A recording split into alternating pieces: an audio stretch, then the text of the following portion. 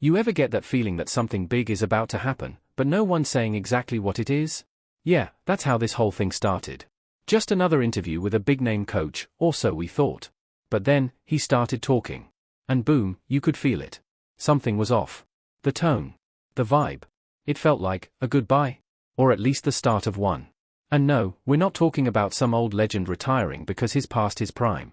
This guy's still killing it, winning trophies, breaking records, running one of the most dominant teams on the planet.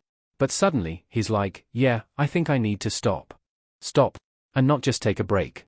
Not a vacation. We're talking full-on pause. Think about it, how many people do you know who, at the top of their game, just stop everything to focus on themselves?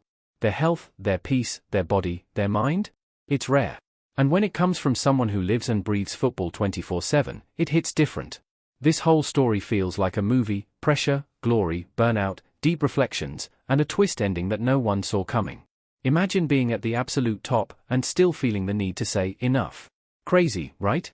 Now, I'm not gonna drop his name just yet. Let's build this up a little more. So this guy started out as a player. Solid career. But it was as a coach that he changed the game, literally. Managed huge clubs, created tactical revolutions, inspired a whole new generation of managers. Some call him a genius. Others say he's obsessed. And he admits it himself: I have 3 moods: euphoric, depressed, and absent. That's deep. You know that type of person who's always balancing on the edge between brilliance and burnout? That's him.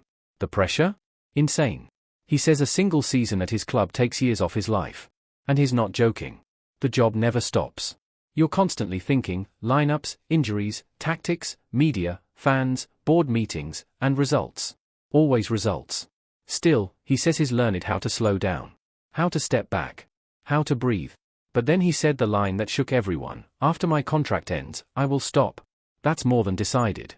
I don't know for how long, maybe a year, 2, 5, 15. But I will stop. And just like that, the interview became something else. It became a turning point. He said he still loves football, but he needs to focus on himself. He needs to disconnect. To figure out what he truly wants. And maybe realize that life's not always about control, sometimes you've just got to let it flow. That pause? It's coming in 2027. So now we ask, what's football gonna look like without him? Because yeah, in case you haven't figured it out yet, we're talking about Pep Guardiola. Yep, the Manchester City boss. The guy who rebuilt Barcelona. Dominated Germany with Bayern. And since 2016, turned City into a football machine. Guardiola told GQ he's stepping away from the game when his current contract ends. And he was crystal clear: it's decided. More than decided. Can you picture the Premier League without him? Man City without his intense sideline energy? That day is coming. But here's the thing, there's beauty in this decision. The courage to stop. The strength to admit he needs rest. The wisdom to know success isn't worth it without balance and peace. Maybe that's his biggest legacy: not the trophies, not the tactics, not the stats. But knowing when it's time to hit pause.